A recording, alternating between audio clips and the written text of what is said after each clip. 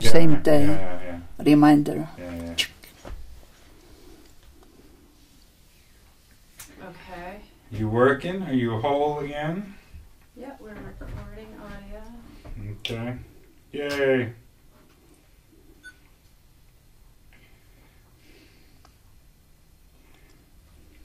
Yeah, so what I was about to ask you was, at that point in time, or when was it that your work, you and Woody's work, started to Your divorce. Get more international exposure, start to really be seen widely? Well, it was that there was so much activities everywhere, both in Europe and the United States at that time. We are now talking about mid to late 70s. There were just invitations all over. I mean, we went to Chicago to meet with Sandine, and who was at the Circle University, and Phil Morton, who was at the Arts Institute. And we flew to the West Coast several times, and then it was all over Europe. And it was so easy. We didn't solicit, we didn't ask, we would always get the invitation. Also, the field was so small that we were kind of a shoo-in, but for lack of competition. And that lasted, like, also after we moved here, like in 1980, everybody who was coming from New York or LA or San Francisco would make a in-between landing, a stopover in Santa Fe. It was just granted, and so there was this great commotion. And then one day it was all over, and now it's like nothing moves. There are very few shows and very few activities. It's different, but we just took off like that. And when I say, that we divorced in our interests, but we have always helped each other. We've always been each other's assistants, you know.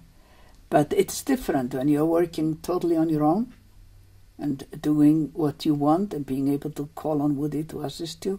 It's totally different, because before we had kind of a true collaboration where we had no idea who had done what, you know. Do you ever collaborate? Just does something ever come up in recent years when you have merged your work, or has it been pretty much in these separate realms since that time? It has been separate realms, and mind you, now it is like 35 years, but people always are sure that we collaborate. It's like it hadn't sunk in, and we don't care, because it makes no difference who has done what and things like that, but people still live in this illusion that we are collaborators. As your work was developing over these years, when you talked about how you wanted to call the kitchen, I forgot the whole term, but the word laboratory was in there. Yeah.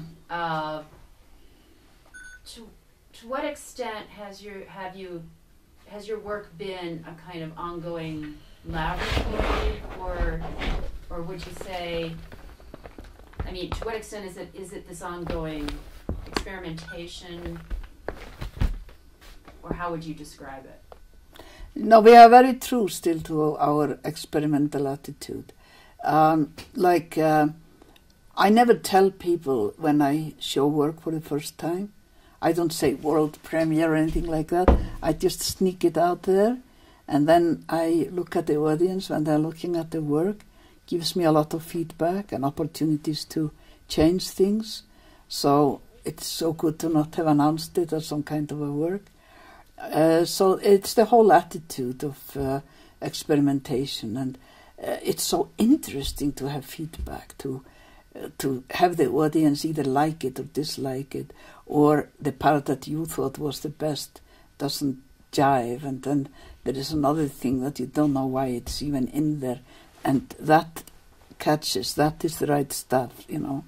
So we like to do it, that we like to be able to work up to the last minute and not have everything write and announced and do it according to some scheme.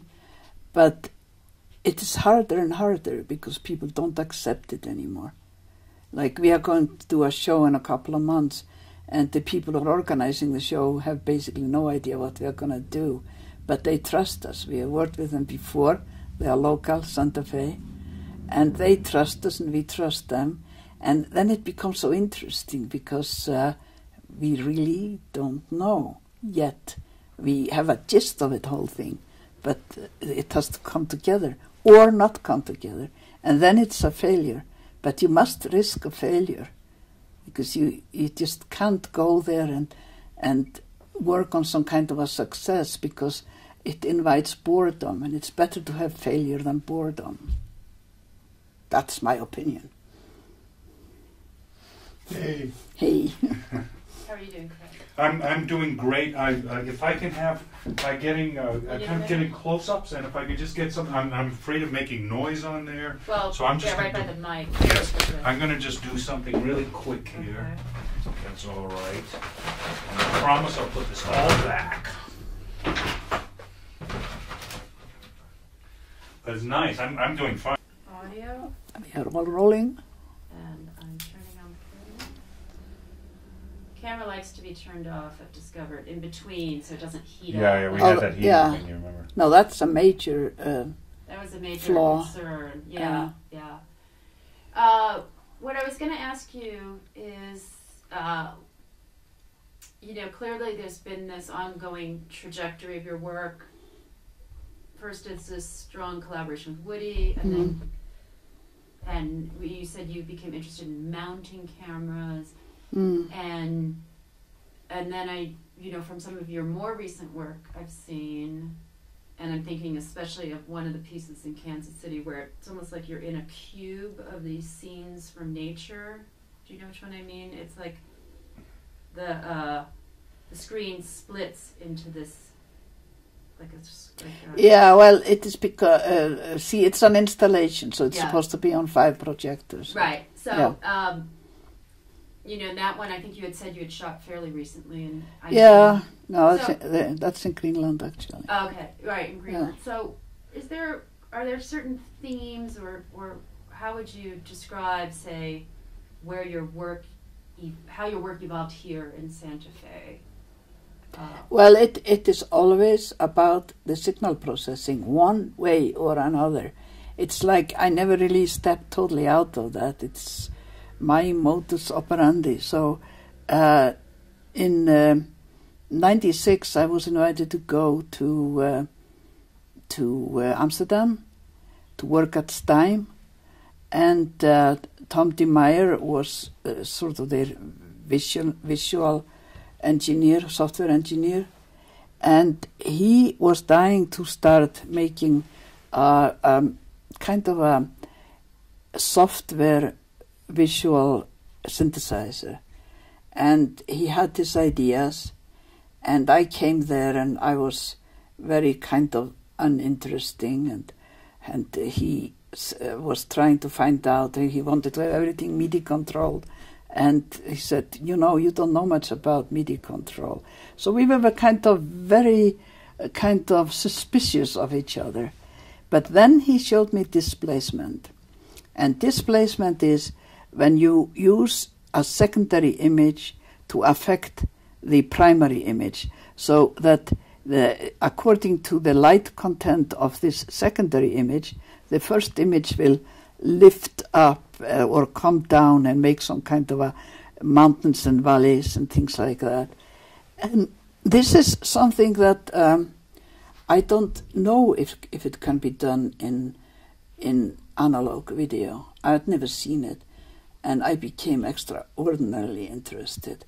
And so once he was through with building this instrument, which he called Imagine, and was all software based, I was just sold, and I did performances with it, and pieces like Warp or Tremor,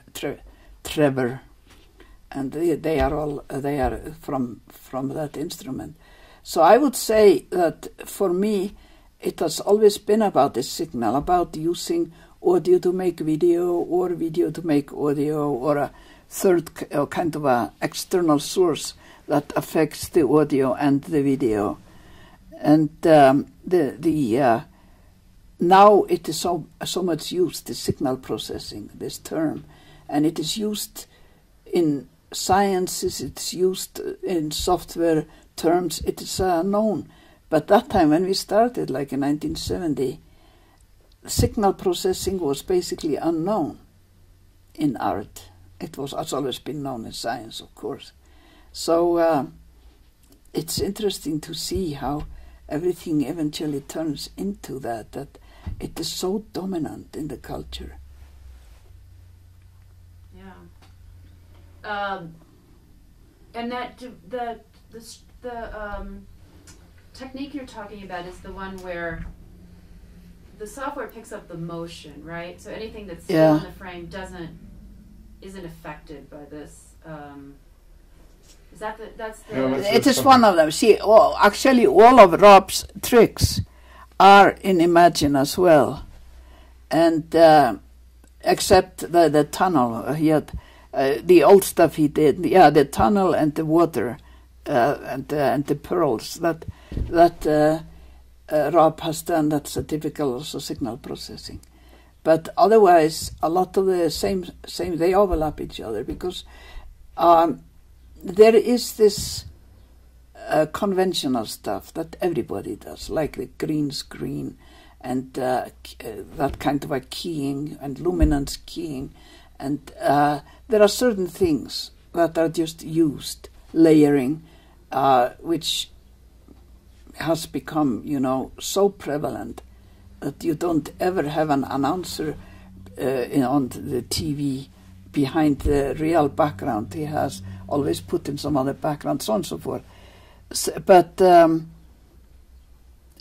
what was I starting to say? What you were saying, that these are sort of the standard.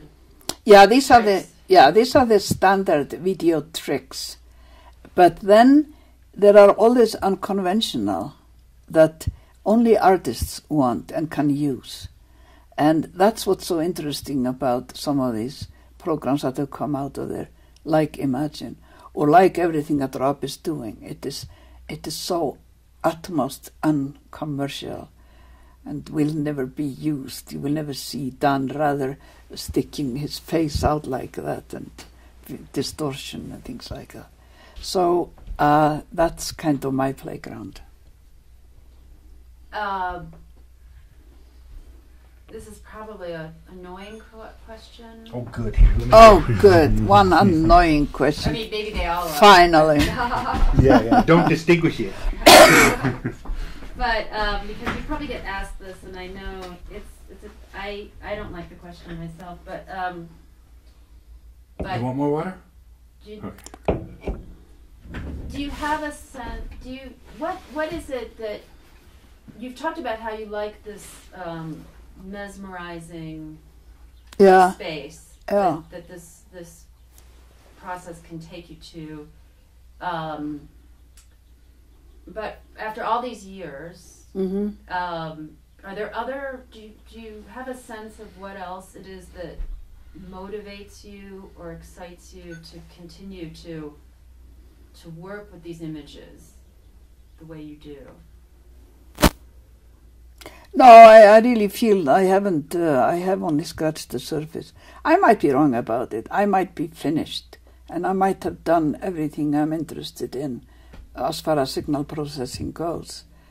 But, I see some other people signal processing, and it immediately perks me up because what now generally goes for video art is not what I like as video art. It's just art done on video, and it's fine. I like it. But for me, video art is really when you do something with the video, what is special to the video. Can you describe in layman's terms what it is that's special about video? Yeah, I probably could. I mean, it usually then falls into comparison to film. That it's so interesting that these things are like oil and water. And it's also interesting that when video came out, some filmmakers embraced it right away and never turned to film. And others became very defensive and insistent that film was better. And of course, there is nothing about better or worse. But for me, film is primarily an optical medium. And the surface of film is very special. And it is magical and it's very flat. And video is to me very suggestive of space. That's also, I think, why there are so many sculptors that went into video and painters that went into film. It's like when you think about the difference between painting and sculpture. So for me, it is the malleable material that it is like mud or what's it called that you molding, what you mold with, what's it called? Yeah, like clay. For me, video is kind of like a clay. You have the lump, and then you can manipulate it and get it to the kind of picture you want.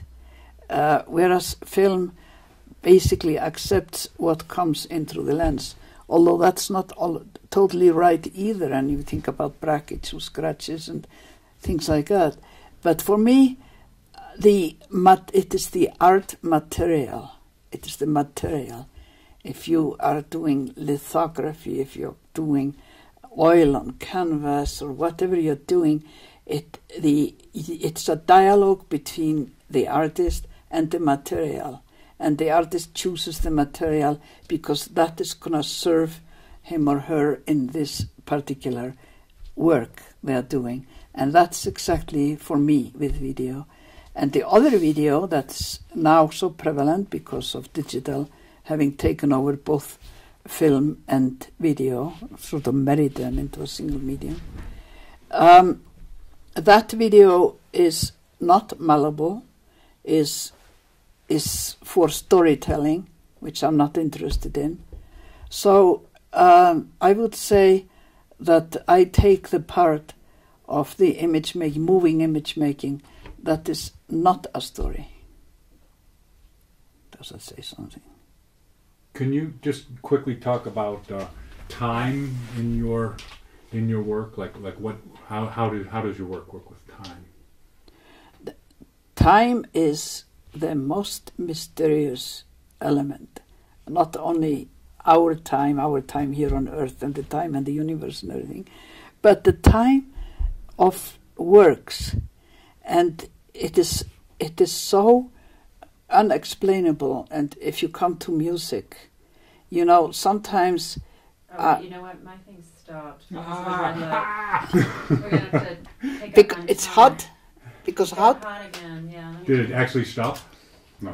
Yeah, turn up the recording. That's time for you. We'll just take a short